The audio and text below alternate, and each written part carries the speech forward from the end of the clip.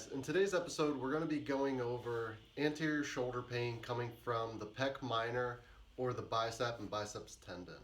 So with our shoulders slumped forward in a typical texting pattern, smartphone pattern, or computer pattern where we're here, we oftentimes get tight and bunched up in the pec minor, and same thing in the bicep. So one way to test if it's the bicep is to hold your arm straight out, palm up, and then either push down here on your forearm and resist that pressure, or have someone push down for you.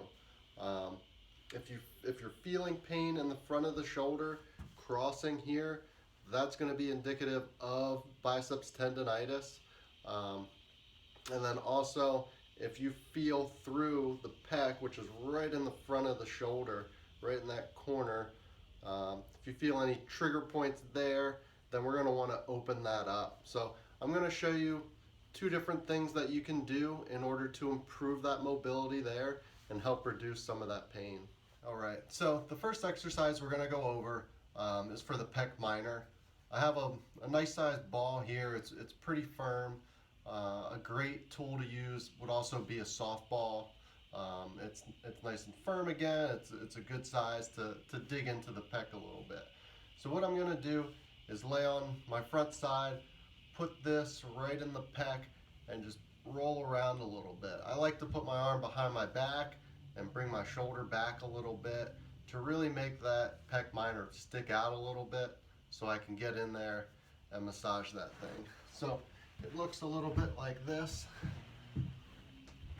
I'm going to find that front corner in my shoulder, put my hand behind my back, put this right over the pec minor, and I'm rolling back and forth, and I can even find a good trigger point or tender spot, keep that pin down, and then just rotate my arm over my head, back down,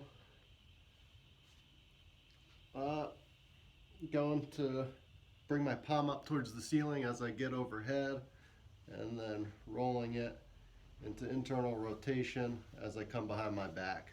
I'm just doing that a couple times. Spend a good 2 minutes doing that on either side. The other exercise we're going to do is a good stretch for the bicep and the biceps tendon.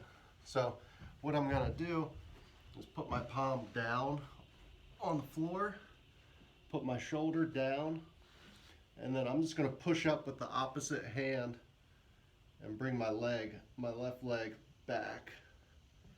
And I should feel a good stretch right in the front of the shoulder here, and even down into the bicep here.